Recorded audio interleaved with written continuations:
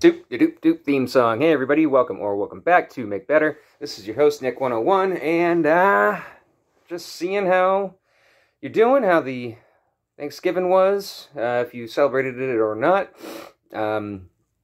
Hopefully you found something to be thankful for, whether you were with family and you were thankful to see them, or you weren't with family and you're thankful for that too. It really depends on what you just want to be thankful for. Pick something, pick anything. Be thankful for, at the very least, being above ground and being able to hear this for, all 10 minutes that you're going to get out of me. So, I actually had a pretty decent one, no drama, that was very nice, and it was just a good time all around, and yeah, not much to report, which is always good news, not that I have families that really, tend to get drunk and get, political and racist or anything like that. So it isn't like something that I was worried about. But it was a new combo of people, and so just wasn't sure if anybody would feel excluded or feel uncomfortable around anybody else, and then that wasn't the case at all. So thankful for that. That was nice, and so. As you may know, I have my current job, which I'm totally content with. It does what it needs to do. It pays the bills. It's not too stressful, and I get to be with my girl for the same holidays and weekends, which is awesome. But even though it's been less than a year since I've been working with pets, I do have Lulu the Loud, who's passed out right now, so she's not gonna be too loud right now because she just got back from daycare. But I just happened to be talking to the person that runs the daycare, and she was talking about how hard it is to keep anybody on, because it's usually, some young people that think that they're going to be there, play with dogs all day long, and it's like, that's not the job at all. I mean, you're going to be, chipping up poop and, wiping up vomit, and, you might have to deal with the potential, dog fight or incompatible dogs and, odd hours. There's a lot more to a daycare than one would initially think, and she admitted as much when she was like, "Oh, when I started this over 10 years ago, I did not know what I was getting myself into." But then, if you have a genuine passion for the animals, then you just end up plowing through it and making life work, I guess. So, no, we started talking about, hey, maybe I might potentially, start picking up the occasional weekend there and see how it goes with them, and it was awesome. I gave her my number. She already had my cell number for emergency contact. She was like, no, I need it on a sticky note, in front of my face so that I remember, and, talk to my husband and stuff.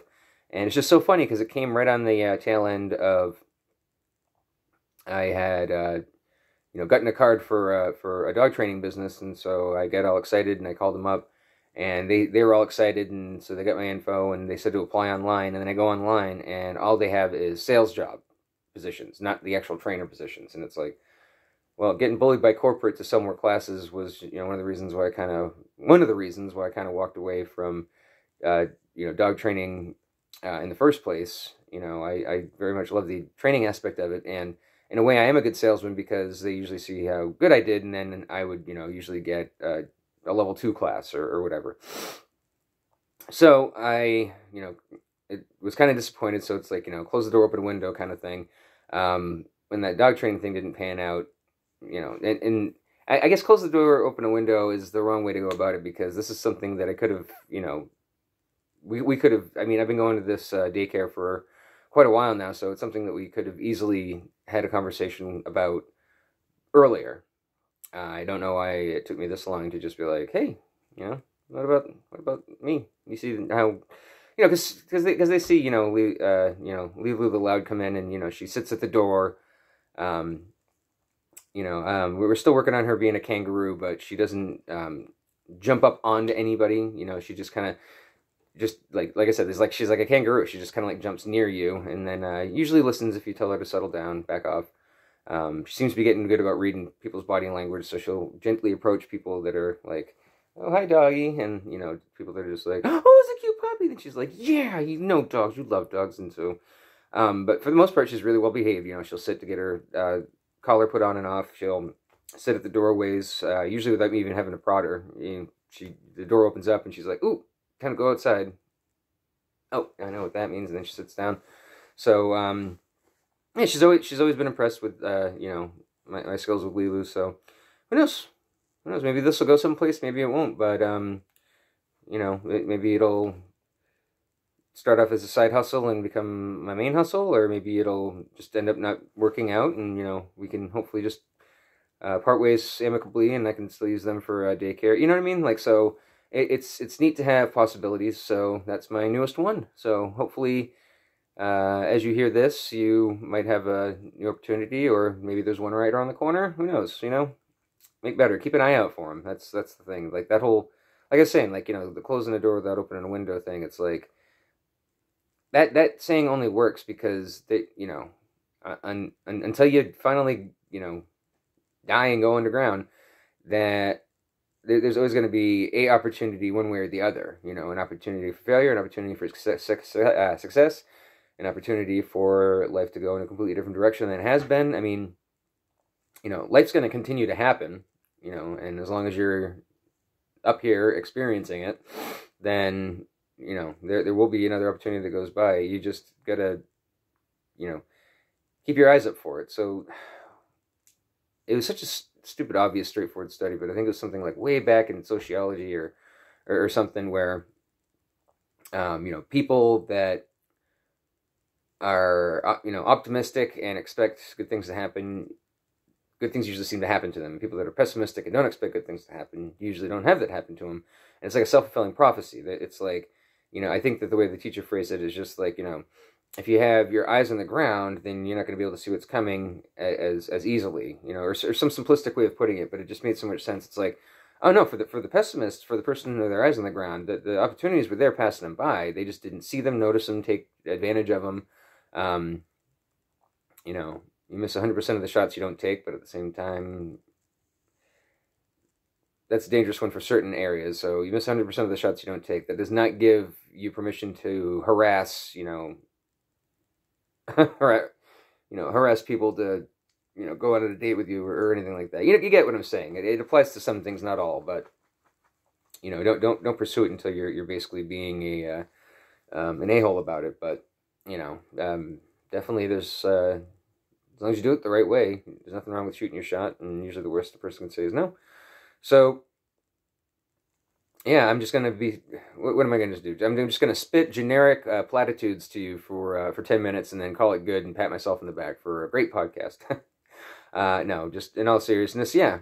I mean, that is the theme: is to make better. So even if it's something that you've heard before, maybe you haven't heard it before, and maybe you just needed to hear it right at this time. I don't know.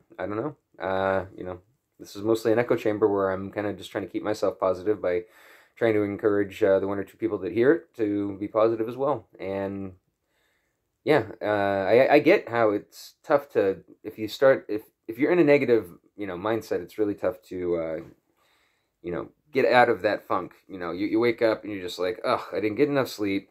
I feel like crap.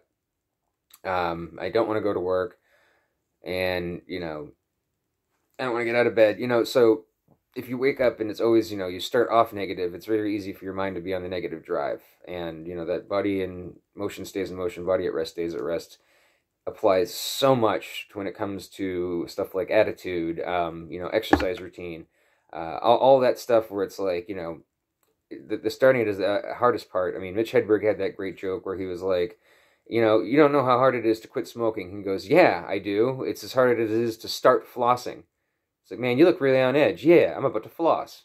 So, I had that problem, and now I have, flossing is such a habit that it's like if I don't do it, like if I eat something and there's, I don't have access to floss and there's something stuck between my teeth, it'll drive me crazy until I get a chance to. So that never used to be the case. It used to be like, oh, I kind of feel something, so maybe I'll get that one thing, but I'm not going to go any further than that because there's always going to be a spot where my gums bleed. If you don't floss that often, your gums will bleed. So then you don't want to floss, and then it's just this never-ending cycle. But if you floss on a regular basis, your gums should never really ever bleed, unless maybe every once in a while if you get like a sharp popcorn kernel in there. But it's weird. I don't really do popcorn anymore. I mean, it's just so problematic where, I don't want to have too much, salt. Butter's fine, but, if you get it at a movie theater, that ain't butter. So try and cut down on salt. Butter's okay. but it's just like the smell lingers for so long. Not that it's necessarily a bad smell. Well, it is if you burn it, but the popcorn kernels, like I don't usually ever seem to get them between my teeth. I usually seem to get them suction cupped to the very top of the back of my tongue, and that is just infuriating. So I don't really popcorn anymore. It's weird.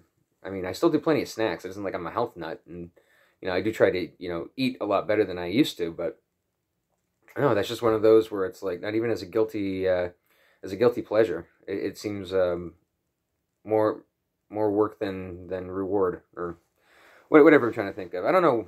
I'm not going to end on a popcorn thing, am I? Like anybody gives a crap about it's like, well, fine, don't eat it. More for me then, right? You know what? I'll pop some. I'll make it as long as it's maybe in a work lunchroom and not in my actual house, so I don't have to be smelling popcorn for days afterwards. But there is something satisfying about listening for the popping until you're just like, I think that's nope. Another round started in the popping. Okay, now it sounds like it's winding down. Pop, pop, pop. Yeah, that's probably just about right. And then you get to look and see how many kernels you missed, and nothing better than getting like the maximum amount of kernels, but without having it start to singe itself. So, yeah, I guess some aspects of popcorn are fun, but I just don't really like eating it anymore. And whatever was the deal with hanging it on a Christmas tree? I mean, I know the holidays are coming up, and taking popcorn kernels and stringing them along on a string. It's like that's a tradition that makes no sense to me. Did they used to eat it back in the day? Because otherwise, that seems like a horrible waste of food during a time when you normally wouldn't have that much extra food laying around. So would they string it up on the tree after putting their hands all over it and having sap get on it, and then eat it on Christmas? I mean, I should probably look that up. I gotta get better about doing that, because that kind of stuff always fascinates me. Like, I've done this in previous episodes where talking about where phrases come from and stuff. I love finding out where phrases, traditions,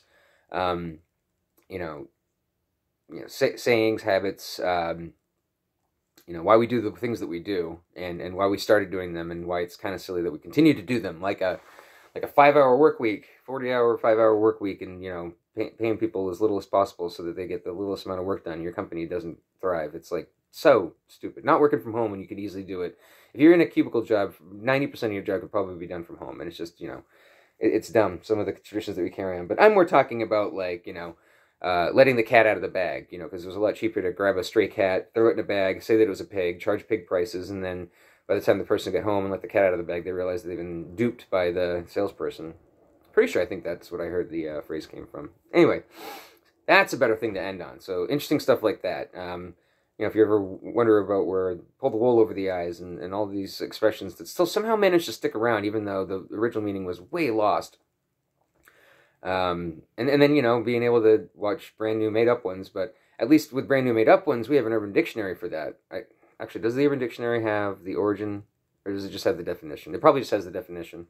Maybe Wikipedia. I don't know. Somebody should document how those things started, because I guarantee you there was for every phrase there was at least the first person that started it, and they never get any credit. And it's like, what if they never did anything important with their lives, like invent something, or like have any kids, or write any books, or save any lives. Then they just kind of plugged her along. They were a decent person. Never killed or harmed another person. But they made that phrase, and that phrase was used dozens and hundreds of years after they died. That's something that stuck around. And it'd be cool if you just were able to find out who the first person was, so they can get a little bit of credit for that. So it's like, yeah. I mean, how cool would that be? It's just like, oh, Sir blah, blah, blah of blah, blah, blah was the guy that, first did pull the wool over the eyes. He wasn't the first one to do the trick. He was the first one to start using it as a common phrase. And so now, because the trick was that, when they had the wigs, like, you'd go up behind and pull the wig down over the eyes. Hey, knock it off with the wig. And the wigs were usually made of wool, so pull the wool over your eyes, yeah. And then it slowly turned into a phrase of, a trick. You get to trick someone or something. So anyway, stuff like that always I find interesting. So I forget where that started. I was trying to figure out the origin. Yeah, okay, I remember now. But I should probably look that up after I leave you. But that should be enough for another quick episode of Make Better. I appreciate you. We'll see you next time.